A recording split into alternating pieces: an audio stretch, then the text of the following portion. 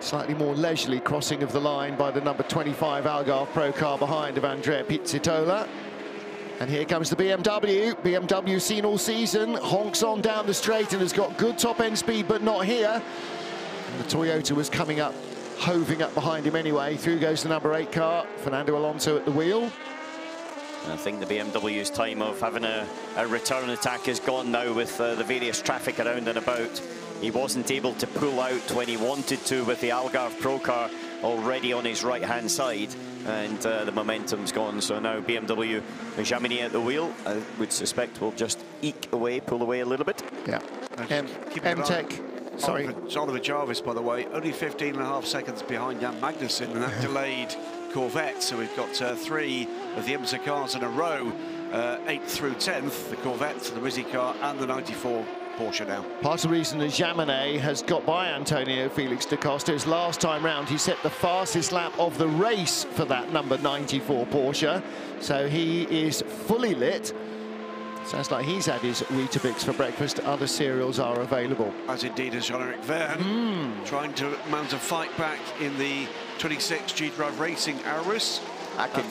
Sorry, I was going to say, I don't think he's trying to mount a fight back. I think he's just releasing all of his energy, aggression and anger at the fact that now, for a second year in a trot, a possible Le Mans win has gone away. Absolutely. Flogging the horse. I know that feeling where he's been in that position and you just want to drive the car to bits.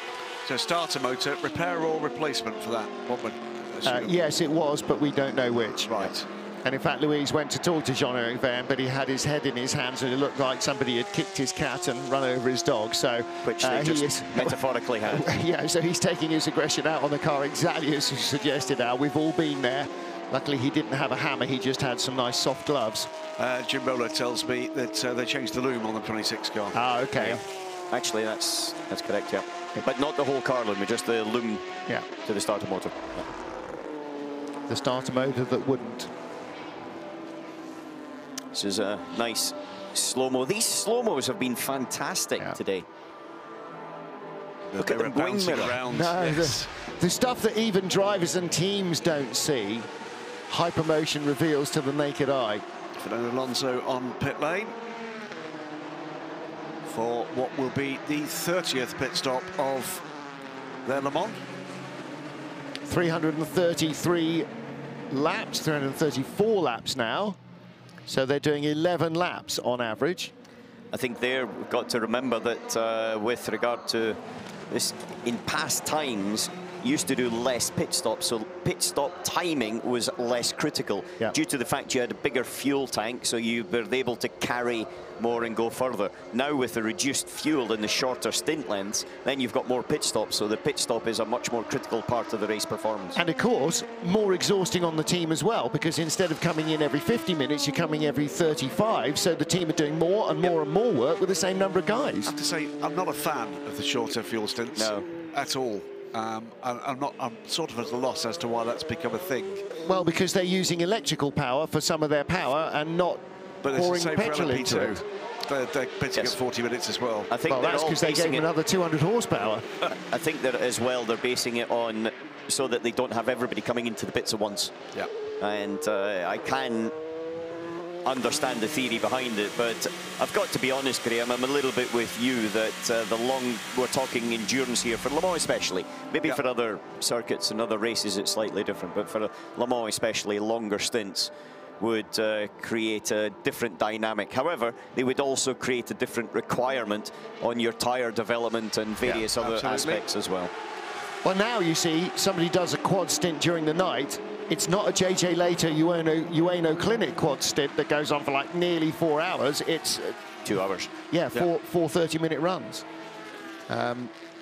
So here's our leaderboard. LMP1, Toyota 1-2 at the 3 hours to go mark. Senior Tech Alpine versus Jackie Chan DC, and that's for the championship as well in the LMP2. Whoever blinks first loses.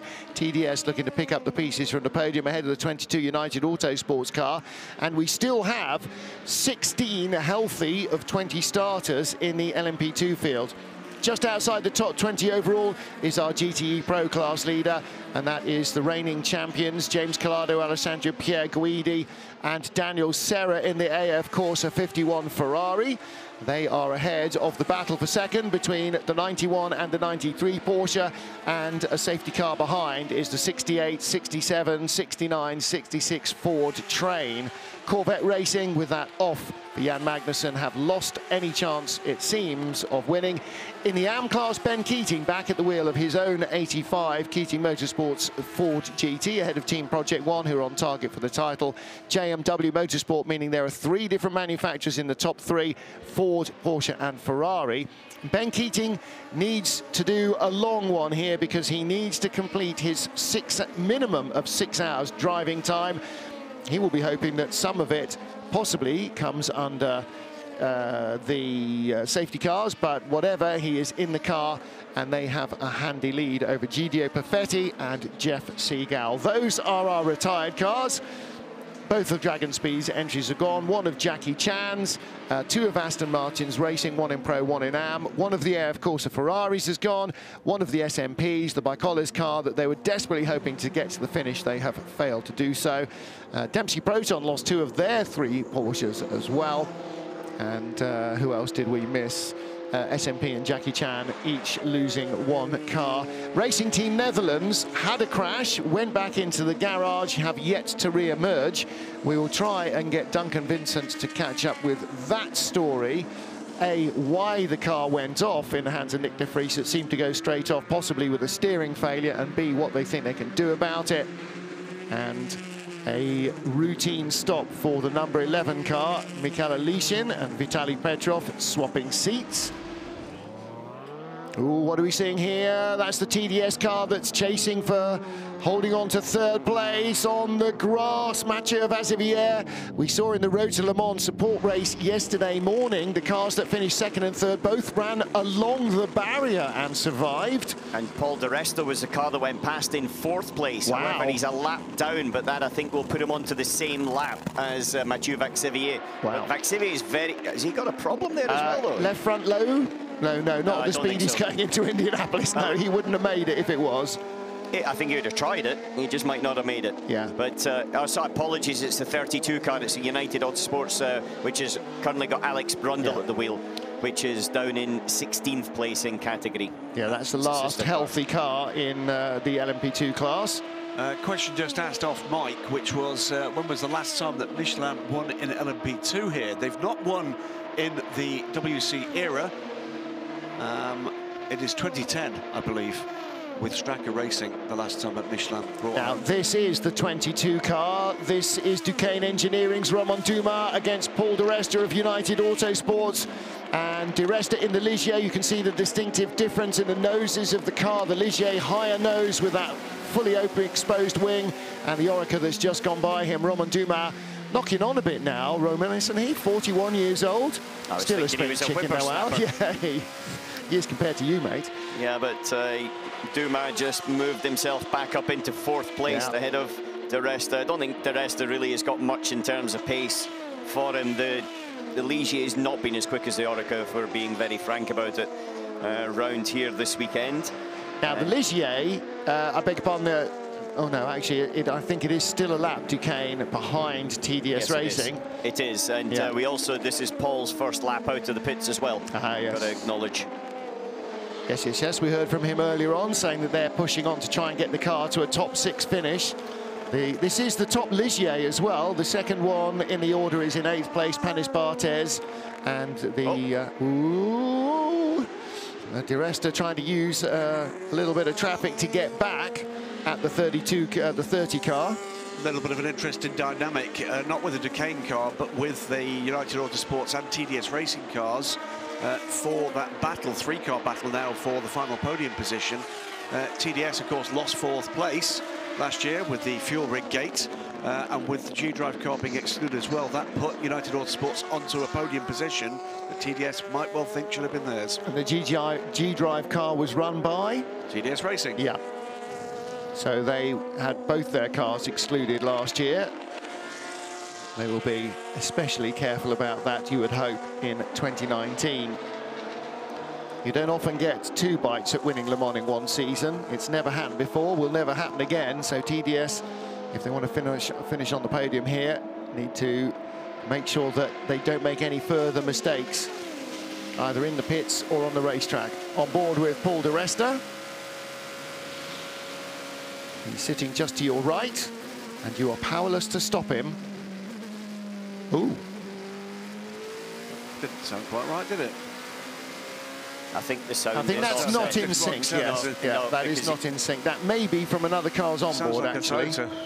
Yeah, I was going to also say, or maybe from the e-gaming race as well. So when I do e-gaming, I try to go in the first chicane flat out, and it doesn't work out there either. Does it not? No. You do surprise. Funny that. Al always looking for that extra advantage, the unfair advantage. In his case, very much unfair. Leader on pit lane, Kobayashi. Change your drinks bottle, he'll stay aboard. Well, he just had a quick slurp, actually, and handed it back out. He doesn't have one plugged into his helmet. Well, maybe it was this one. So Fernando Alonso in second place. Number 7 is gone again with the alacrity that electric drive gives them. No churning before the motor fires up, just whoomp, off it goes. Or, in fact, not whoomp, obviously. Whoosh, off it goes. It's an excellent description there from Martin Haven. He's got a future in electric racing, without a shadow of a doubt, with impressions like that. Quite unnerving when the car just whooshes away without any kind of rev limiter or anything else going. Well, let's get down to Corvette Racing. Duncan Vincent in the pit lane. Duncan, what do you know about the 63? Yeah, the front left upper control arm was the main thing that needed to be replaced on the car. Everything else I said was just little cosmetic things. The car's absolutely fine, it's back on track, and a bit of a setback, but they're still going to push on as much as they can. Duncan, did they give any information of what exactly happened? Because we saw that it just looked like a simple spin cold tyres. They didn't, Alan, but I will go back and revisit that question again. It's probably safer not to, I would suggest. Absolutely. Okay. Maybe we can send him down to Racing Team Netherlands to update us on that car, which has not left the pit lane again, and we need to see whether they hope it ever will do. Should say, by the way, we've seen this kind of odd blinking of the lights on the Corvettes. That's a refresh rate thing. A couple of people who are rather more wide awake than I am this morning pointing out that those lights are always on. It just doesn't look like that on TV. It's like when the wagon train wheels go backwards in an old Western because of the strobing effect. I didn't think you got as much strobing effect with 4K. However, there you go. There's your top 3 in the LMP1 class. 3 minutes 10 behind the number 8 Toyota Gazoo Racing. And Toyota, I think, will go back and have a look at all the data they can possibly muster. They've spent, what now, 21 hours and 15 minutes trying to figure out why number 8 won't go as fast as number 7. Obviously, it's not the drivers, obviously. So they have got some sort of aerodynamic drag issue or imbalance. They've changed the nose, they've changed the wing countless times at the rear. They've had a door on and off because they thought that was creating drag. And you think, really, a door?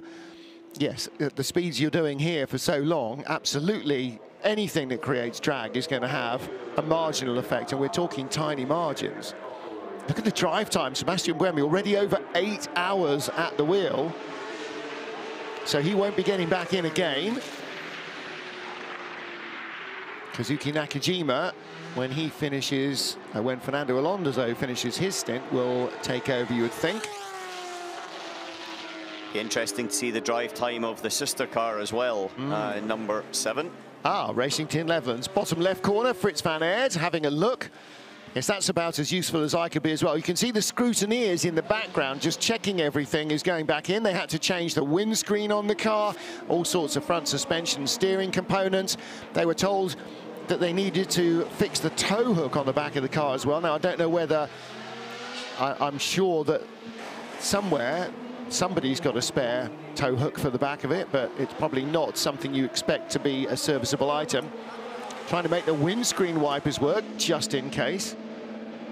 Right, let's get down to the Racing Team Netherlands squad. Duncan Vincent is there. Yeah, Mark, thank you very much for a bit of your time. First of all, can you tell us what happened to the car at Indianapolis? Well, we saw what you saw. We can't tell what happened exactly because we spoke to Nick and we saw the images. So obviously something went wrong in the middle of the corner, turning into the corner. and went straight on at very high speed. So obviously something did went wrong. What that was, we cannot say at the moment. And the state of repair for the car, it looks like it's almost ready to go. Some job by the guys. Yeah, the guys have been amazing all week, and they are showing that again. Unfortunately, I have to show it again just before the finish, but substantial damage, but they are doing a great job, and it seems like it's being ready. And Nick himself, okay? Yeah, he's just been in the medical center, we've been with him. He has to wait for half an hour, that's just procedure, but he's all right. Okay, thank you for that. Fantastic. Good news for the team, good news for all of that Dutch squad and for all the Dutch racing fans and for RTL, our colleagues up the hallway for the Dutch TV viewers as well. I would certainly want to know what went wrong with that, but prior to getting back into it and sending it out to a circuit where you're doing an average speed of 240 kilometres per hour. As one of the United cars comes in. Yeah, that's 32, Alex Brundle.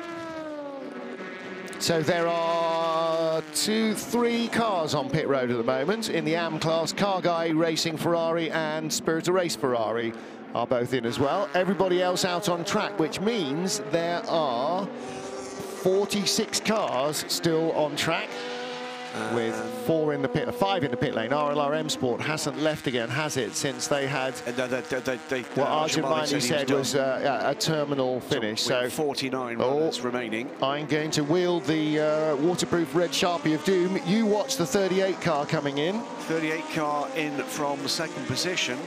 This is that time of the morning where these things get, that seems early. Is it? Didn't that car come in about 20 minutes ago? That's a stint length for this. Yeah, that's almost a stint.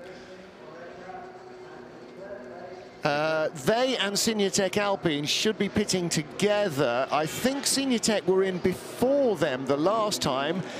Is it a drive time deal? Because we are going to have a driver change. Hoping to, Gabriel Aubry will get in. So is this a driver time deal? Dunlops go on. They don't look factory fresh, so they may be recycled. It's a standard stop in terms of time, 10 laps, stints. Yep.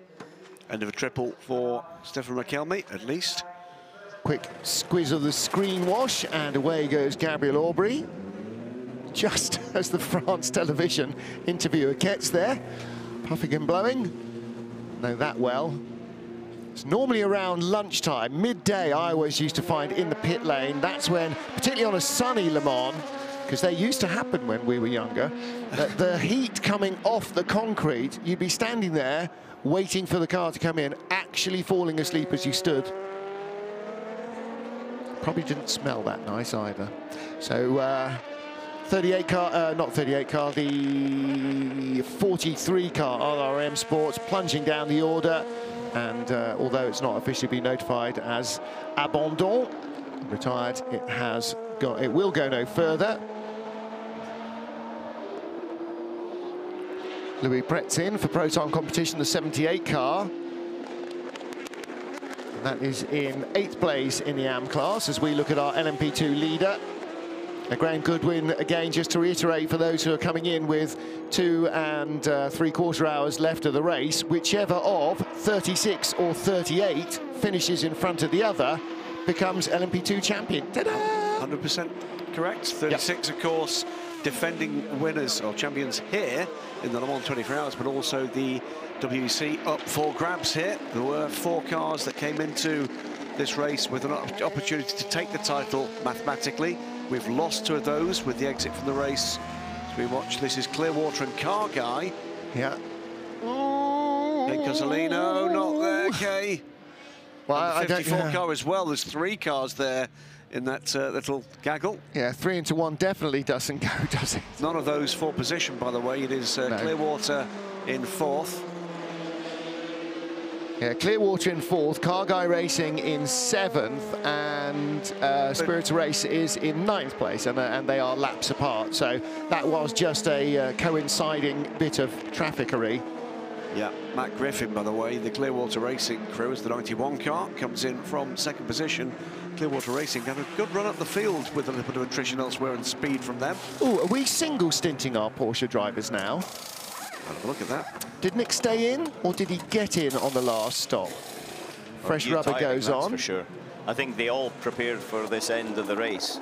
Nick Tandy as Well, hang on, that was second. Sorry, That's this is not 91. That was Richard Leitz's helmet getting out. So who's got in? It would not have been Jimmy Bruni, so it will be.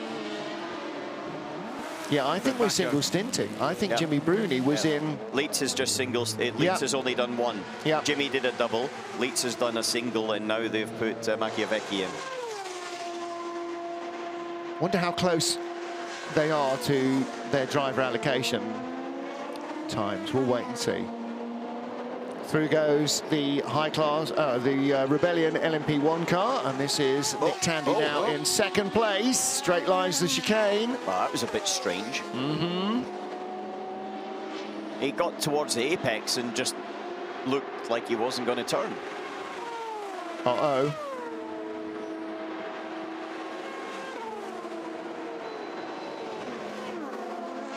Right, behind him currently is the Risi Competizione Ferrari. Yeah, now he wants to know what's going. Look at that, he's leaving big black marks on the track as he weaves in front of the Risi car. That's a pickup. He just gets to the apex and the rear's out of stability, and quite rightly aborts the corner very early. Very fortunate that the gravel has been taken away and the tarmac was put there a few years ago. Behind you, by the way, Oliver Jarvis is on a bit of a tear. Looking to see what he can do to pull back time on Jan Magnussen. Well, let's have a Risi moment, because at Risi Competizione is Duncan Vincent. Who have you got, Duncan? I have Pippo Durrani, and he looks magnifique in French blue. We must say that because Barbara has asked me to mention French blue. Every time we speak to Risi Competizione, Pippo, you're now inside the top 10. Considering how it started for Risi Competizione, this is looking to be a fairly decent get out of jail card. Yeah, no, for sure. If you would have told me top 10 in the beginning of the day, yesterday of the race, I wouldn't have believed. But it's a good result for us, considering all the difficulty we had this weekend with track time loss and all that. So yeah, the car seems to be going very well during the race, and it's been a pleasure to drive here at Le Mans, even if fighting from the back, but always a pleasure here. So looking forward to the last 2 hours 40 minutes of the race. You've just finished a lovely looking tuna baguette there, so that's gone in. That's the fuel you need. When do you get in the car and get the fuel that the car needs? In about 40 minutes I'll be jumping in. Okay, best of luck, buddy. Thank you.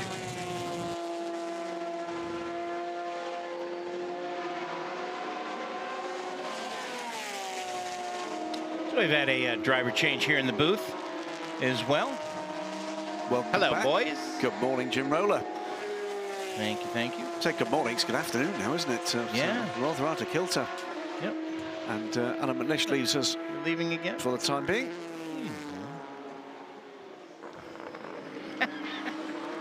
So just coming towards 2.5 hours to go, Jim. It's not huge changes overnight. A couple of gaps have opened up. A couple of the cars have disappeared, including a couple of significant changes in LMP2. The 26 G-Drive car.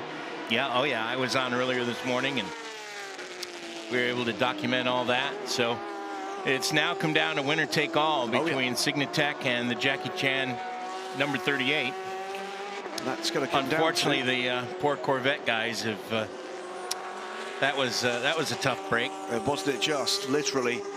And Ben Keating is back in. Now, he'll stay in. He told us he's going to be in for a couple of hours. He's going to stay in until he has gotten his minimum time. Yeah. And then Jerome Bleekemolen will finish the race. Bring it to the finish. It's been a metronomic run from the 85 car. Metronomic and quick. This Ford GT certainly making its case for being a good buy in the goodbye race in the WC for GTM customers. Well, we were talking, you guys I think were talking earlier about how history has a way of coming back around. The 51 car is leading the pro category. There he is right there. Outgoing James Collado. And that marks the 1949 anniversary of Ferrari's first win. And if you'll recall, in 1969, there was a certain Ford that won the race, but that wasn't a factory Ford, was it? That was a privately entered Ford. It certainly was. 2 years with the factory, 2 years with JW Automotive. And so if Ben Keating can hang on, he will be repeating 1969 with a privateer Ford, winning the class, not winning the overall, of course, but winning the class. Nowadays, winning the class is very important. It didn't used to be. It was overall or pretty much all or nothing. Duncan Vincent is about worn out a pair of shoes down there in the pit lane. What have you got for us? Yeah, I've got Nicholas here, Nick. You're just about to have a pit stop. It looks like Mimo Rojas is going to jump in the car, but also currently 6th place. It's going very well for the IDEX Sport team. Yeah, we're having a good race. You know, you always want more. You're still greedy, you know, you want to win. But we've had a faultless run so far. The driver has been very good, you know, constant, fast. The crew's been great.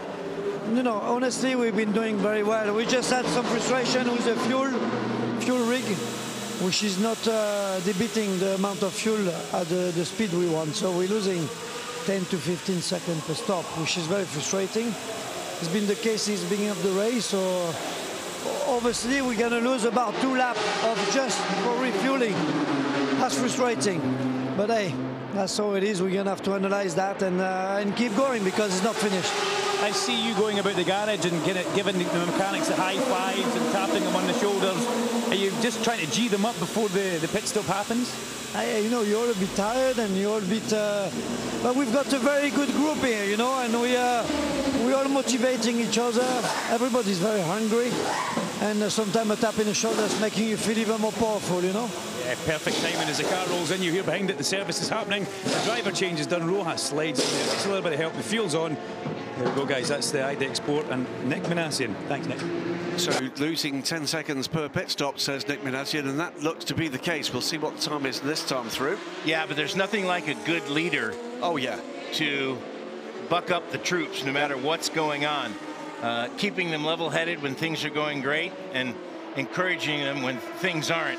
And there's a lot of people in this world that could learn from those leadership skills that Nick Minassian has. And Minassian, Nick's a lot of people you and I know. Absolutely. Nick Minassian absolutely knows what it takes to motivate a team. He's one of the characters, one of the statesmen, and he hate me for saying that in this paddock. Well, at least you didn't say elder.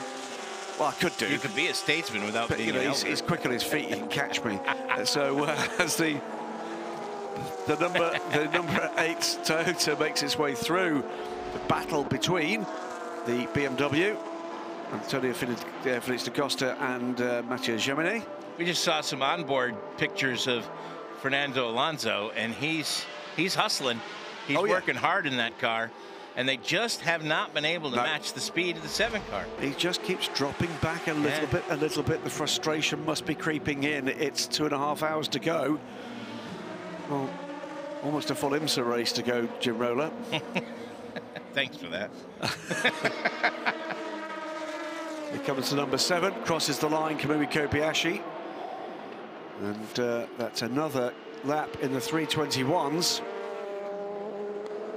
They have been, well, another use of the same word, I'm afraid, metronomic. The reality of this current era is what's been beating these remarkably fast now non-hybrid cars is crushing speed from these Toyotas. They are able to be a little bit quicker in extremis, but more than that, it's absolute reliability. Here are the boys who, the closer we get to the end of the race, the closer they get to being the world driving champions, Kevin Estre and Michael Christensen. Of course, they're running 12th overall in the class, but some of the cars ahead of them won't count for points because they aren't WEC regulars. Correct. So in reality, they're running about 6th place points. They are 6th. So that will certainly, they need to have more problems if Jimmy Bruni and company are going to have any sort of chance. The points gap is basically 8th or worse. Now that's not going to happen on pace now. No. They can only finish 8th now in terms of the overall and WEC points. because we've lost 2 of the regular season 10. The 71, the 95 have gone. The 97 is way Well, don't the AM cars count? The other cars don't count. The AM cars don't count. The AM cars don't count for... Yes, sorry, the WC cars do count for manufacturers' points and for drivers' points. Yeah, so if they fell back into the clutches of some of the AM cars... Then they could be in trouble. They could be in trouble, but that's going to have to be something that's more than... That's going to have to be something major. It's, AF Corsa, 51 car, lead the way, minute and a half ahead of Nick Tandy's number 93 car.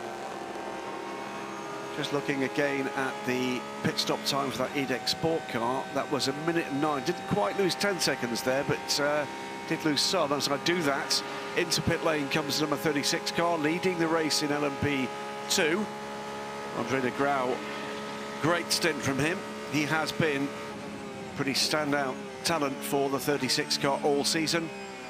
They've been a tough nut to crack in LMP2. Yeah, when you put Negrau and Lapierre together with the regular third man Thierry in the group, Thierry. It's been, but there's going to have to be a change next year. We know that Nicolas Lapierre is moving on to the Cool Racing team that he's helped put together, stepping up from their first year in the LMS to a full season in WEC at the end of this year. And Thomas Laurent will join the 36 car as part of his move to the Toyota Gazoo Racing squad. That will be his race program in addition to his development. We know now that he'll be one of the test drivers for the new hypercar. There's a replay of a little bit of a moment there for Kui Kobayashi as he dives inside our points leader in GTE AM, the number 77 car. 93 car has come to the pits. Nick Tandy looking to be a driver change. There you see the car, and we'll see who got in it. So a quick look on rotation. I suspect it's going to be Pile. I think that's. Pile was certainly suited up, wasn't he? Yep, I think he's next in the rotation. I got a 50-50 shot. I was wrong before. Well, I mean, the reality at this stage is, if anybody is feeling fatigued, unusual for a factory team to get to that point, but Bamba, that's the end of a double for Nick Tandy. There's a double before that for Earl Bamba, so on rotation it absolutely should be Patrick Pile. Yeah, it is. We saw him with his beautifully painted, weathered helmet. And Frank Makavici has taken over the number 91. And 91 back out on track. Frank Makavici. Joining us again is another of our plug-and-play Scotsmen. Absolutely. We've got a vending machine of them out the back. Jamie Camp.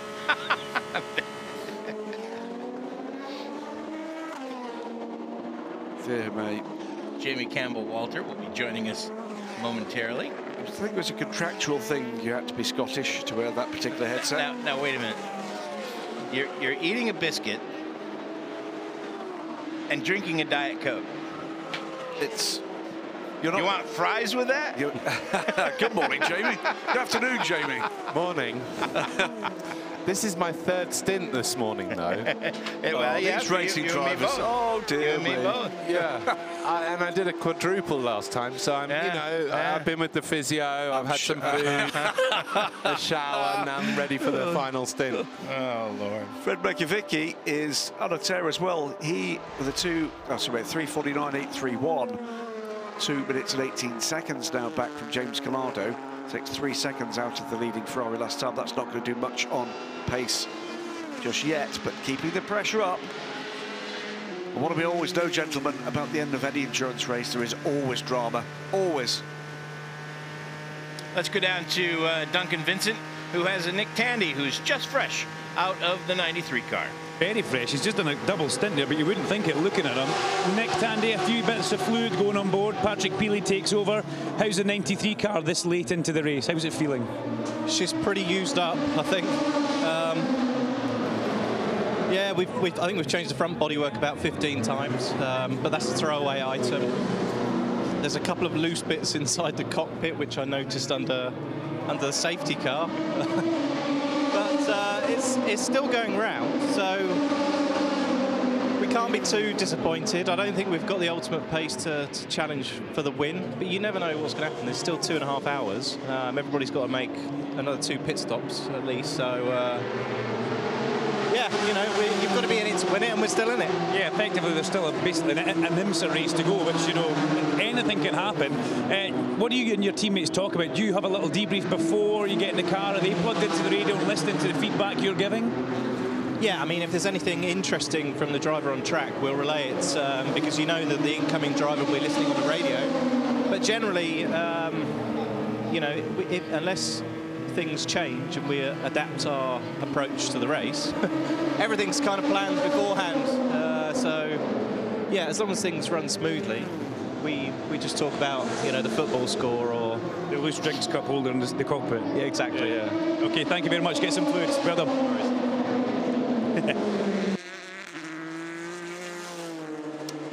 Cheeky boy, Nick Tandy. Yeah, never changed, Nick. Never changed. No, exactly. He's right, though. He's still in the game. Oh, yeah. There's still, you know, over a Grand Prix to go. And anything can happen. And lurking, hoping anything can happen, is a whole gaggle of Fords. We've got the Ferrari of James Collado leading. Fred Makovici in the number 91 Porsche is second. Patrick Pilet, who's just taken over from Nick Tandy, is third in the 93 car. And then it's Dirk Miller in the 68, Andy Prio in the 67, Richard Westbrook in the 69, and Billy Johnson in the 66. Ford. Then Corvette, Jan Magnussen, trying to come back from his spin earlier. Happy Father's Day on TDS helmets for the crew member there.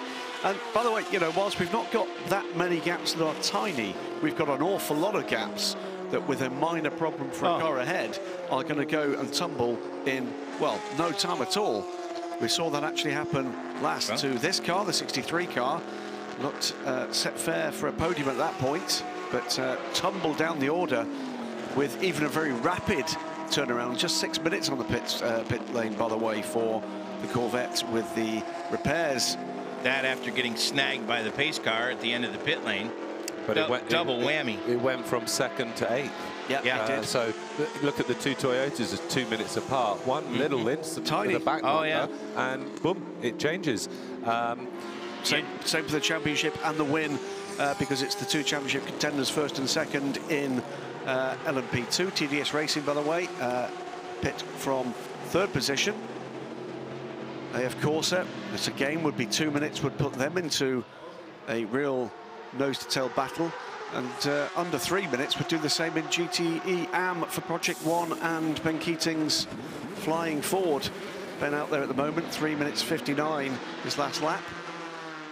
The gap is closing, but not quickly enough to do that on pace with Patrick Lindsay at the wheel of the Project One 56 car. I see Ben Keating's decided to get back in his car. Yes, he has. He's been in it for a little while. Another 2 hours here, I think he said. He's got 2 more hours to go. Okay. Pierre, he's got a 2-minute 42 advantage, so a sizable lead. And Ben, Patrick Lindsay, Ben far from the slowest of the gentleman drivers. No, he can pedal. Oh, he's a wheelman, and he knows this place as well. He's been in a remarkable array of machinery. Yeah, he was here with Murphy Prototypes in the past. The only man, of course, that brought the Riley LMP2 here. Yep. That was brave. Probably regretted that one. The Viper, making its last appearance here with Keating Motorsports. Literally, as you were talking about Father's Day, I didn't even realise it was Father's Day. Happy Father's Day. I'm a father of 3, and I literally just got a message from my son Harry saying Happy Father's Day. Oh, there you go. There you go. And you too, lad. Well, Happy Father's Day. Let's wait and see if either of my little villains remember, shall we? Yeah, happy Father's Day to you both. All my children are 4-legged, so they. Well, I've got one of those. A little bit tough for them to wish me happy Father's Day. Well, it just shows a lack of effort and application, if you ask me, Joe. The leader, the Signatech Alpine car, just went wide at There was a lot of effort. curves. I just don't think it was the right application. Yeah, just went wide at the Porsche curves there. Nagaro at the wheel, I think, and he went through a pile of marbles. Yes. So that's going to take him a little while to get rid of that off his tyres. There is the young Brazilian. In one of the periods of the race where we're just waiting for this race to throw something at it. Yep. Right now, we've got guys who are in their rhythm, they're addressing the programme. But it is the time, isn't it? This is when the physios earn their money, keeping these drivers in shape, because it is the time when you feel, It depends where you are, you know, in the grid. If you're up the front there, you've sort of got that. Okay, I've got a chance of a podium at Le Mans. Is this the time, Jamie, where you'd want somebody to be talking to in the car? Is this the time where you just want to be left to get on with it? I think if you're struggling, I think it's good to be honest as a driver and say, tell your engineers, you know, just keep me updated every couple of 2-3 laps. Some drivers just say, I know what I'm doing, leave me alone. 38 in the hands of Gabriel Aubrey, another young driver making his way through and into prototype racing. Came from the junior single set, I think, former Renault from Gabby. And we saw him come in again, another man who's graduated through to the World Endurance Championship through the Asian Le Mans Series, and Jackie Chan DC Racing's system of bringing in young talent. Thomas Laurent, a great example of that, of course. On pit lane now, Jim Roller, Fernando Alonso. Yes, he is. This is the 31st pit stop. Gosh, that seems strange to say. In a 24-hour race that's still got 2 hours to go. How did the two GT cars suddenly become a lap apart? Safety car. Safety car. Safety car split them up? Yeah, safety car. First it got to, it really stuck it to the Corvette, and then Jan Magnussen made a mistake in the Porsche curves and bounced off the... I saw that, yes. And he was trying to push back after the safety car. He sat, pit stop was over 3.5 minutes because he had to sit at the end of the pit lane waiting for the safety car to come back. And regarding the number 8 here, Fernando on board, I saw a tweet this morning from Fernando which basically said we had a problem with the door. They did? Yes. Which was, I can imagine it was just not fitting well enough. They've had an aero problem of some description throughout this race. They're trying to workshop just why the performance of the number 8 car is just a little off the 7. They've discounted the possibility, apparently, that it could just be the drivers. But they definitely are battling a bit of an aero issue. And yes, you're absolutely right, Jimmy. In the wee small hours, they did indeed attend to the door. Well. Yeah, so a little gap. This bodywork on is not like a road car where you have a sizable gap. These, you can see the gaps here on this slow-mo. The tolerances for the gaps are tiny, tiny, tiny. And it's super important to the aerodynamics of the car that these gaps create drag, basically, and slow the car down in a straight line. And if the door was slightly moving, creating a difference in air pressure flow, it gives the rear wing dirty air, we call it.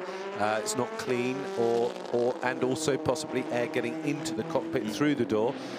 This can create a slower car in a straight line. Vitaly Petrov pits the SMP Racing AER and comes out still in 3rd position, as he will remain. The 9-lap lead over the number 1 Rebellion, and a further 4 more laps over the number 3 Rebellion.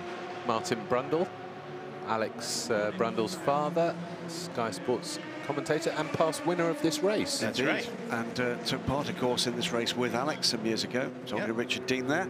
So the answer to the ever-present question whenever you meet Alex Brundle is, yes, his dad is here this weekend. Good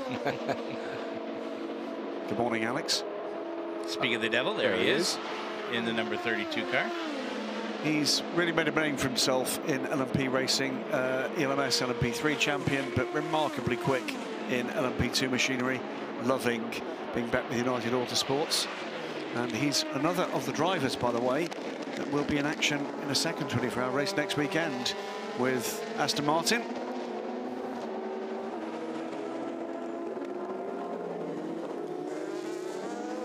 Let's go down. We were talking a few minutes ago about the 4 Fords that are in a gaggle chasing down the 2 Porsches and the AF Corsa. Let's find out what's going on in their garage. Duncan? Larry, thank you very much for catching up with us here. First of all, the 4 Ford still running very strongly.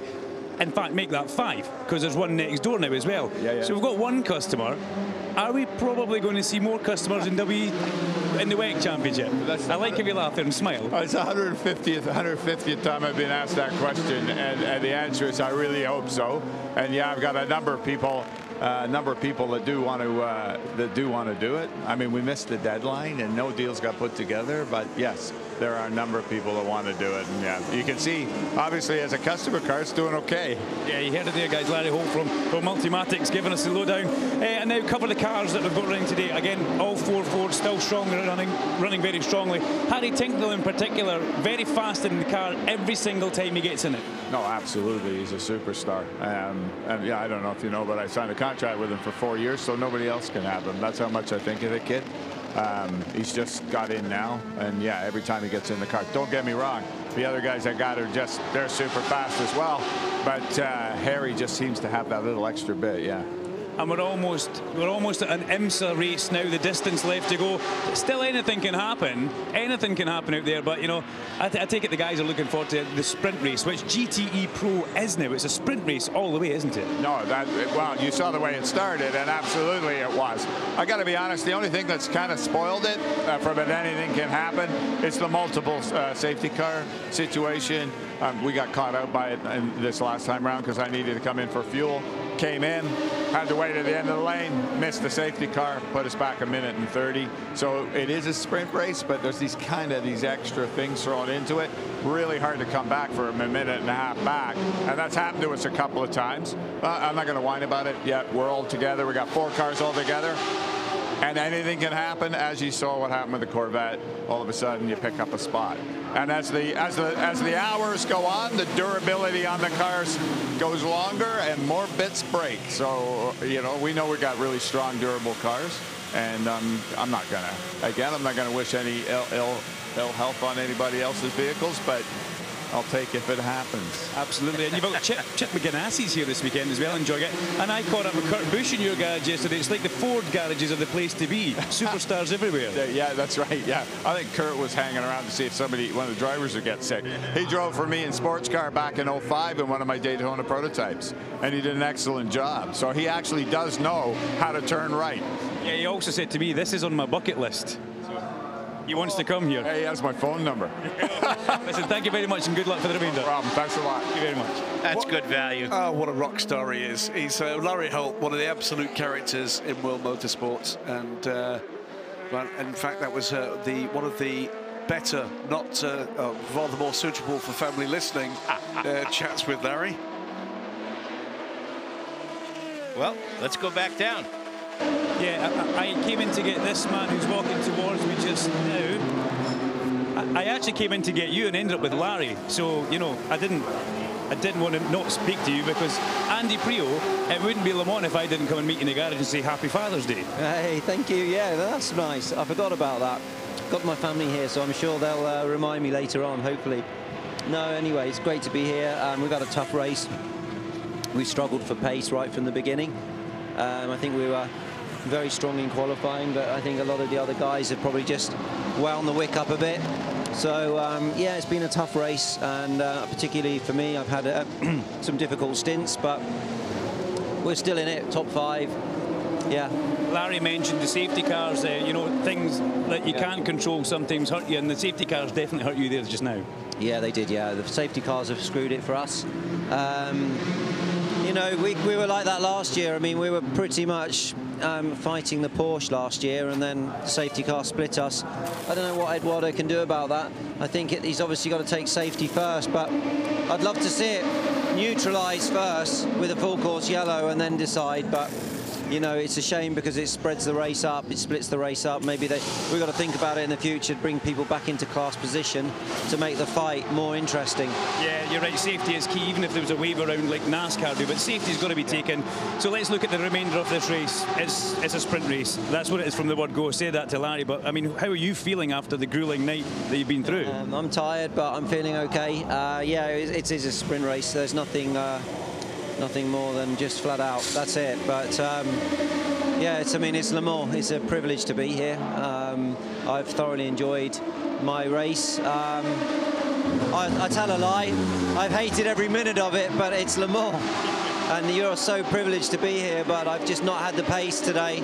That pace has just cost me a little bit too much. But, you know, we're there, we're fighting, and we're in the top 5. Listen, it's always a pleasure, mate. Thank you. Thank you. Cheers. Thank you. Andy Priaulx there with Duncan Vincent as we see the 51 car complete a pit stop. Good honesty there from Andy. Yeah. You know, he's obviously you have stints or days, let's say, where you're on it, and then sometimes you're just not, and you just don't feel it for some reason. It's a difficult one to explain, but I've had races where I just didn't feel comfortable, and then suddenly I'd get back in the car a couple of hours later or whatever, and it's a rock star. And I was like, yeah, this feels good now. And I never really could explain why. Andy's obviously struggled a bit, and Harry's been a superstar, let's be honest. In fact, Harry has been a bit like Olivier Pla, we also saw, was struggled a bit in the car. And it's just a setup thing. We talked about it earlier. Some drivers like a good front end, or some like a good rear end, and just those small little differences can make a difference to how a driver feels confidence-wise. The stiff sidewalls here we see on those tires in the slow motion. Yeah, rear wheel off the ground. Yeah, oh yeah. Has the 8 car got a problem? Oh no, it's not. It's just a timing glitch. What's that? The 8 car, just briefly shown, has been stopped on circuit. Has dropped back to, well, it's 3 minutes back because, of course, we've got pit stop just complete for 7. It missed the Collado pit stop. It never had the P while he was in the pits, and then just a moment ago, the O for outlap just popped up. Yeah, I think the 3 minute will update when the 7 car crosses the line. Got a Ford pit stop about to take place. Might be worth Duncan popping down to the 34 pit at some point into Europol. They've been in for some time and now dropping back in amongst the GTE Pro runners, with the number 51 car having just come out of the pits and into the top 20 overall for the first time. So GT car into the top 20.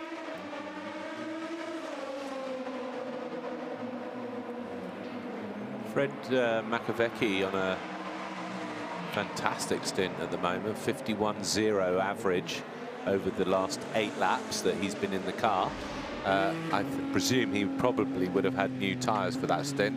We see a replay of Jan's small accident, but that's how quickly it can change. That car was in contention for winning this race just a couple of hours ago, and now it's in P8. Well, simply not. And he got away. With that could have been a lot worse. There could have been a lot more damage. In fact, he just damaged the splitter. Yeah. Could have been a lot more damage. Could have been suspension damage, more suspension damage than there was. Quick question with Jamie here, and both you actually, about balance performance. Just looking at some comments from Dr. Andy Palmer and Aston Martin, clearly very unhappy indeed with the balance of performance change he feels clearly has affected their opportunity to push hard and to attack this race. It's a difficult one. It's such a hard job for the ACO to do. They've got so much information. My personal feeling is they have been dealt a raw deal. I think we can clearly see they were on pole position by a 10th. 1/10 is not a huge amount around Le Mans. It's a matter of a thousandth in a normal circuit, and I would say that's pretty close. Were they going to run away with it had they left it alone? I don't think so. And I think they went a little bit too far. The fuel change, I don't think affected anything, but the weight increase and the boost pressure just tipped it over the edge, and it's not very much, but it was enough to put them completely out of contention, to be honest. Something around particularly these new generation turbocharged engines that does seem to be very edgy on a performance window with some of the cars. I mean, the 488 is another good example, and the Ford, where just a change in the wrong direction just seems to make the difference between an ultimately competitive car and nowhere. And I mean, you know, it's some I've had a lot of comments as well. Some people have said it's, you know, it's disgraceful that they've been just out of contention. I mean, they're nowhere. That's not the intention, though, is it? No, that's the point. It's not, and it's such a difficult job to get it right.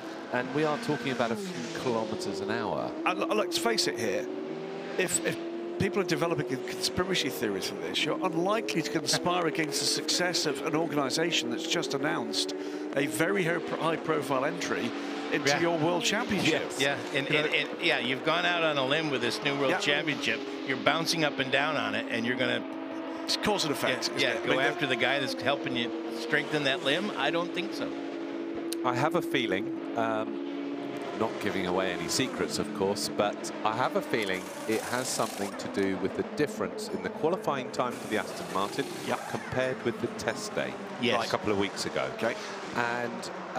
don't take the mickey on us. No, you know what? Let's face it. All of these teams in GT Pro play the game. All of the manufacturers play the game. Look at this one, for instance. This is the Ford GT, and they've had a stunning run in the GT-AM class. But I think many people remember the entry of this car into Le Mans back in 2016.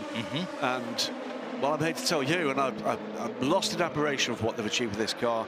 But if you want to look at an effort that's truly took the mickey and got away with it, the first year was flat out ridiculous. Yeah, well, that's because it was the anniversary of Ford. You know, no, but George Howard Chapel is the master of it. Absolutely. Well, you can say that again. Yeah, I'm never playing cards with him. Not ever, ever. No. Who? Me? Me. Couldn't possibly the case. And I honestly believe that, you know, they all play the game, and it's about how much you play the game.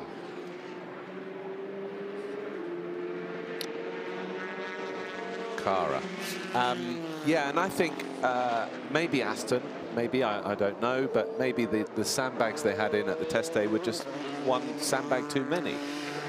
Because the gap, it'd be interesting to know what was the actual best lap time of the Aston at the test day versus qualifying. Yeah, we can have a quick look at that. I mean, the reality is there's a lot that these teams will share with us. There's an awful lot they never, ever will. No. And you'll only ever know by being inside. And I'm guessing, even from the point of view of someone like yourself, Jamie, you'll be given a programme to go to, but why you're being given that programme may always be kept a little bit behind closed doors. Well, actually, when I was there, no, there was no briefing to the driver at all about anything. You didn't know anything about anything. Just get in, do what you're told. You get in and drive. Yeah. Can I drive flat out? Do you want us to go slowly? No, just drive. Yeah. So it's completely controlled by the engineers, but not just for Aston, for all the teams. And because they can see it on the data. The ACO can see on the data what the driver is doing. So it has to come from an engineering perspective. And you know, I go back to the FIA GT in the early 2000s. We had a thing called success ballast, and difficult at Le Mans obviously to do that, but But coming back to LMP1 by the look of things next year. Yeah, and I was a fan of that because, you know, you won a race, you got 40 kilos. Yeah. You won another race, you got 80 kilos. Yeah. You won another race, you got 100, and it was a maximum of 100, and it went 40, 30, 20, 10. And then if you were outside the top 5, and what happened was we won a race, got 40, we won another, got 80, and then suddenly we would finish 7th in the next race because it's just too much weight. But what that did, it kept the championship close. Let's check back in with Duncan. Yeah, I don't have Cara. They're all very, very busy in this garage. But what I can tell you is, once again, it's the compressor for the gearbox. There's no gear change. The compressor's failed. They're having to rebuild another one. No gear change. Car sits in the garage. It will be fixed. It will get back out, but it's taking time. Yeah, they've had a bit of a torrid time, but it will all be about, in their first year in LMP2, bringing this effort home. Word about into Europol. First Polish flagged effort at Le Mans for many, many, many years. Proud team with a multinational squad, starting out at LMP3 in V2V, then into the ELMS, became a winning team there at the end of last season with the last race of the season, moved to Asia, continued that success, won the title, won the opportunity in LMP3. Going back to Asia, right? Going back to Asia, we'll come to that in a moment because that's pretty spectacular stuff. Didn't mean to get ahead of you. Oh, no, that's fine. Step up to LMP2 with the Ligier. Have plans to do all sorts of things beyond that, but we will see them back in Asia this year with a multi-car effort, LMP2 and LMP3. and also with a second LMP2 available for whatever racing their customer base allows them to get to. Lovely, lovely people, and that is a team that will get very emotional if they can get that 34 car across the line. That will be all they care about right now. I should say, by the way, I don't think we'd noted that the 29 car has now come back out of the pits after the repairs, the extensive repairs, the car after the off for Nick de Vries. Over an hour in the pits, and they're about to overhaul the 34, 28th overall on the end of the lap they are currently on. So a couple of walking wounded, if you like, for what happened to the Nick de Vries? He went straight on at Indianapolis. Looks like some kind of failure there, but heavy damage to the front of the car.